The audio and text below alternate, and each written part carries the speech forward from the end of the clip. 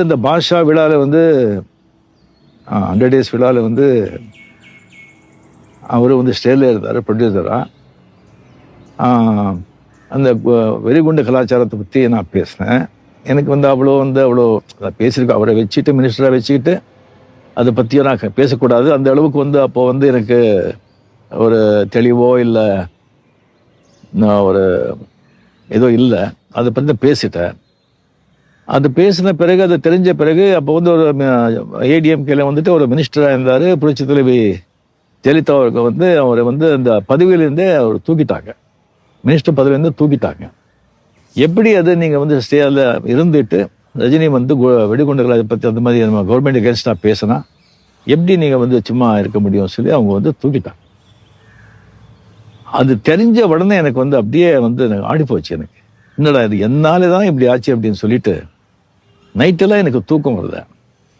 Phone பண்ண night அங்கே யாரும் எடுக்கல. மார்னிங் வந்து ஃபோன் எடுக்கும்போது இந்த மாதிரி தான் எக்ஸ்ட்ரீம்லி சாரி சார், இந்த மாதிரி பண்ணி ஆயிடுச்சு, என்னாலே தான் ஆச்சுன்னு சொன்னால் அவர் வந்து ஒன்றுமே நடக்காத மாதிரி ஏன் அதை நீங்கள் விடுங்க, நீங்கள் அதை பற்றி ரிசீவ் பண்ணுறீங்க, அதுவும் என்ன அது ஐயா நீங்கள் மனசுலேயே வச்சுக்க வேண்டாம், நீங்கள் விட்டுடுங்க, நீங்கள் சந்தோம் ஹாப்பியாக இருங்க, என்ன ஷூட்டிங்கு அப்படின்னு சில சாதாரணமாக கேட்குறாங்க.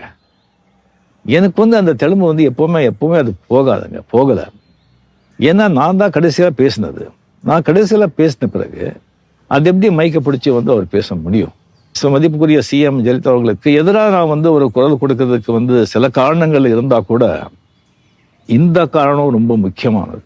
அதுக்கப்புறம் அவர்கிட்ட நான் சொல்லியிருந்தேன் ஃபோனில், நான் வந்து அவர்கிட்ட நான் வந்து பேசிட்டா இதை பற்றி சொல்லும்போது ஐயோ வேண்டாம், அந்த அம்மா வந்து வண்டி ஒருத்த சேஞ்ச் பண்ண மாட்டாங்க, நீங்கள் பேசி உங்கள் மரியாதை இங்கே வந்து இழுக்க வேண்டாம் அப்படி நீங்கள் சொல்லி நான் அங்கே போய் சேர வேண்டிய அவசியமும் இல்லை, நீங்கள் விட்டுடுங்கன்னு சொன்னாங்க. அந்த மாதிரி ஒரு பெரிய மனிதருங்க, king maker, real king maker. அனைவருக்கும் வணக்கம்.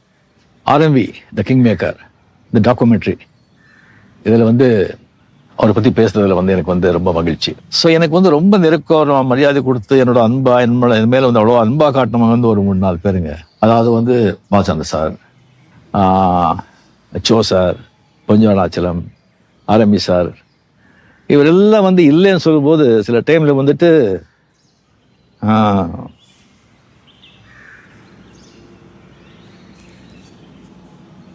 ரொம்ப மிஸ் பண்ணுறோம். அது வந்து இந்த பாஷா விழாவில் வந்து 100 டேஸ் விழாவில் வந்து அவர் வந்து ஸ்டேஜில் இருந்தார் ப்ரொடியூசராக. அந்த